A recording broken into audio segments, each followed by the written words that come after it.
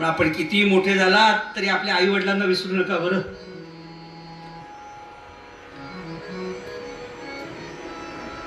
आपले गोळवेलकर गुरुजी होते ना राष्ट्रीय स्वयंसेवक संघाचे, त्यांना एक वैदिक होते त्यांच्या बरोबर चर्चा करायला आले होते.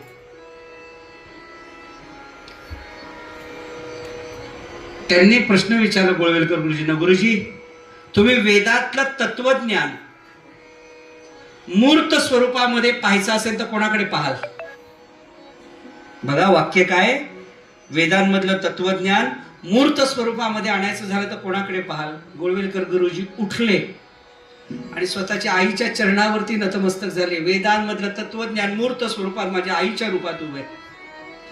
तुल्य निंदा स्तुतिर्मौनी संतुष्टो येन केनचित, हे सगळं माझ्या आईच्या मध्ये दिसतं. तिने मला लहानपणीपासून मोठं केलं का? म्हणून आईला विसरू नका. आणि ध्रुव बाहेर पडला.